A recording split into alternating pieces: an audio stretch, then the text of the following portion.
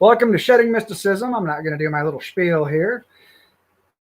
We're just going to enjoy the day. I'm expecting a guest in this evening, and I don't know where he is as of yet. Might have had to work late, so I guess I will try to entertain you somehow.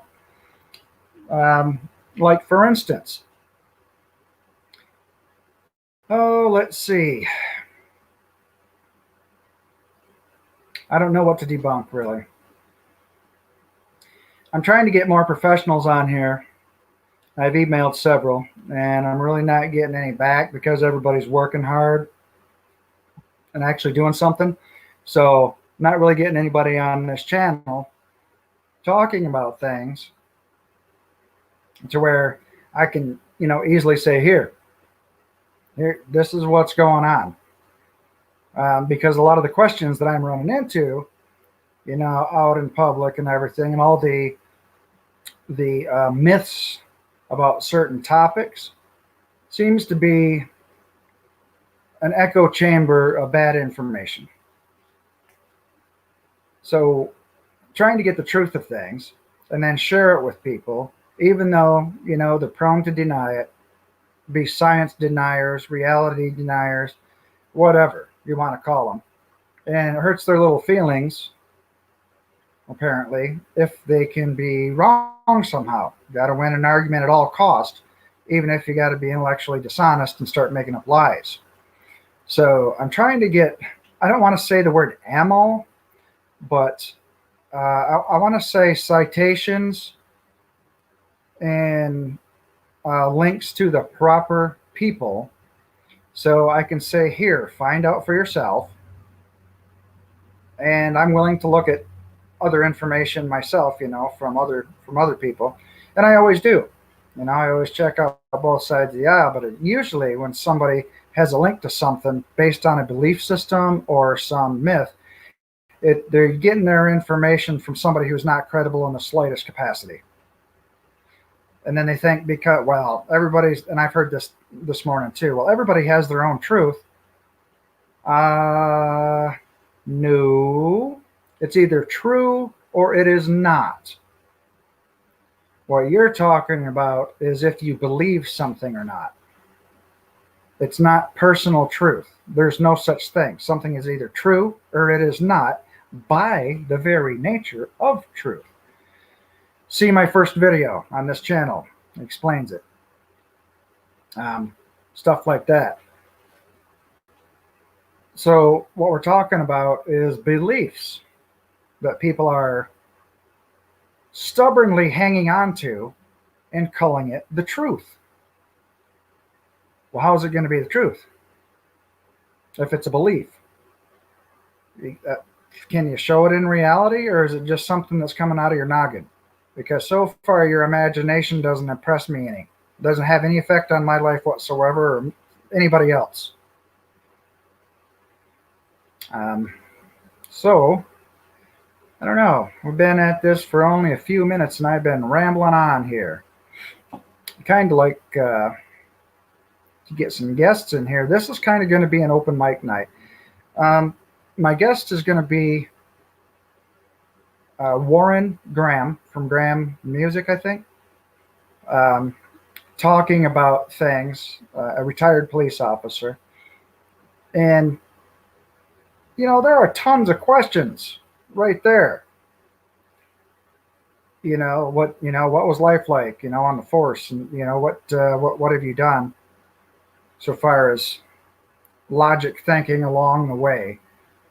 And presuppositional arguments people had, and starting crap that just simply wasn't true. So that would be pretty darn interesting to get the information from somebody who has had a career in law enforcement, and seeing what the the general point of view about life is, really. But I don't know. So it's only been about 5 minutes. I don't have much to talk about, except for this hat is making me hot. I'll be right back. I don't know what that was. That was my TikTok. Yep. Dumb shit. Clear. Now quit bugging me.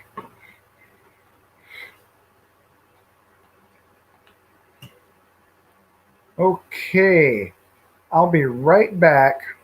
I'm going to open up a window or something just because it's so hot and I got my dryer going and all the steam and everything's coming out of it and filling the house up. So laundry soap steam and tiny house. Just think of that. One moment.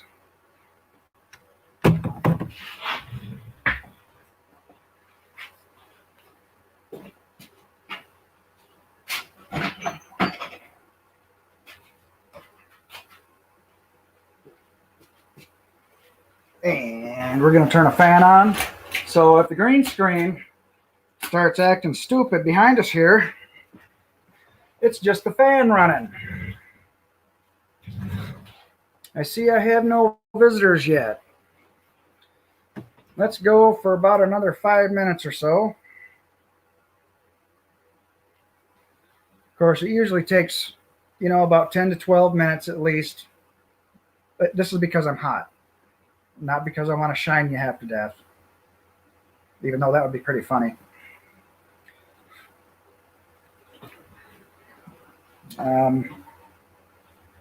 Let's see. Authorship. How about that? Let's do a little debunk about what makes you a professional author. From my understanding, which is very limited, by the way, but it would appear that you're not a real author until you've been really published by a publishing house, which is one of the hardest things on the planet to do other than taming a lion. Maybe even worse, because you get rejected all over the place and then you run out of actual publishing houses. Why? Because they're going out of business, because everybody's going to this thing called Amazon and publishing, doing self-publishing, which is anybody can make a document and throw it up there and have it for sale. But that doesn't make you an author, really, because in the professional authors' opinions anyways, because you're just writing something and it doesn't even have to have grammatical perfection. It's just, you're just throwing whatever up there, your scribblings, and then trying to sell it. And it's probably not going to be sold very much. Well, mine haven't been, because I'm not doing the marketing. I'm not in the business, really, and I can't, figure out what to do to get things done like that and advertise my books. Now, I've written 8 books, and I have self-published every one of them. However, what I did is I went out and hired several editors to check this stuff out first, and went on let's just say research vacations. I went on tours and private airplane hangars, and they were showing me the big planes and stuff like that, and then I went down to the shipyard and took a tour of an old boat and stuff like that, just to see how everything works and what things are called. And so I did my research physically so I can get it in my head what the storyline was going to be like, because the main characters you have to imagine physically reacting to these things. And even though my stories are fictional, I try not to make up too much stuff. They're just, fictional action, adventure, a little bit of sci-fi.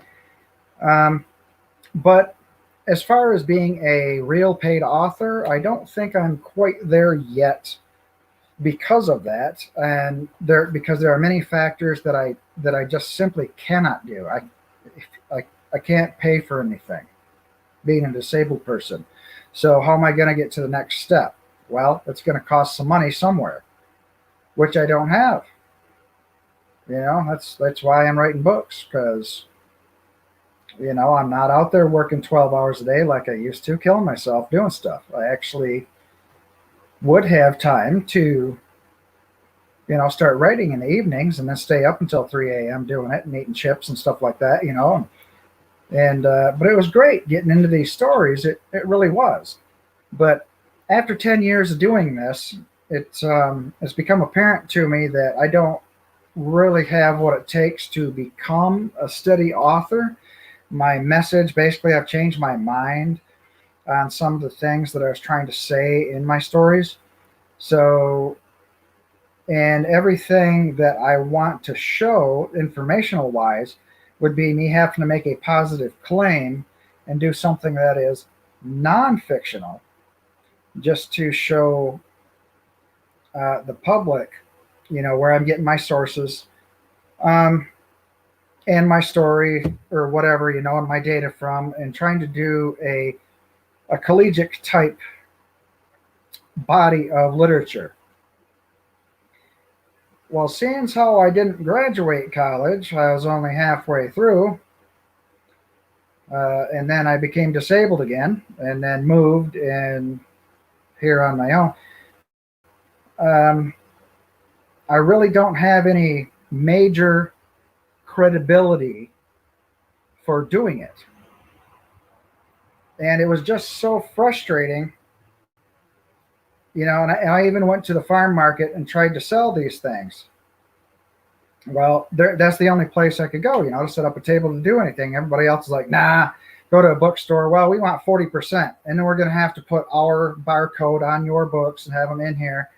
And then they didn't bother. I would have to be here right there in the store doing advertising for them. Go buy my books. They're right over there.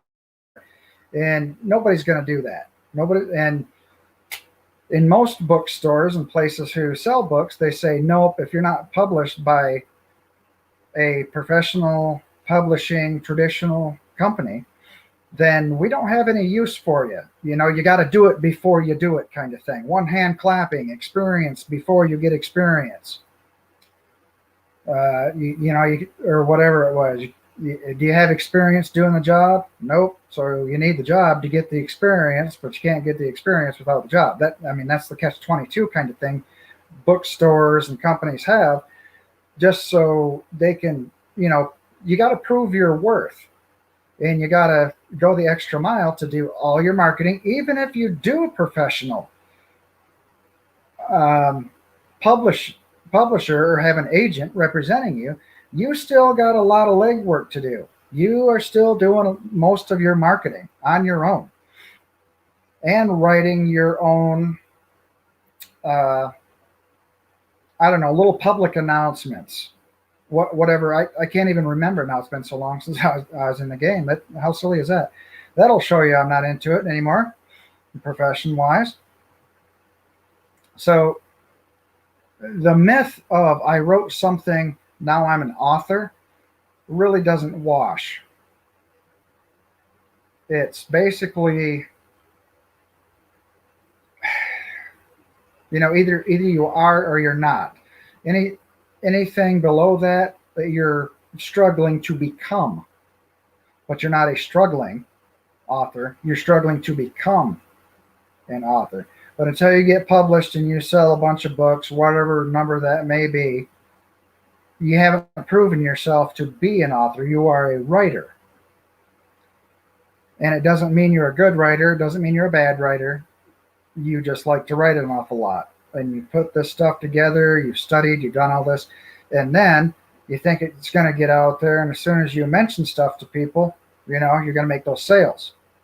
That's not how it works. You can't just, look, I've written something, and then I'm going to sit back on my ass and not do anything. And then just hope it starts getting sales.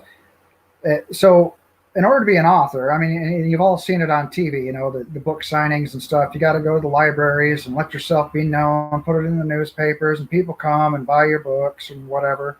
Then they tell each other about this stuff.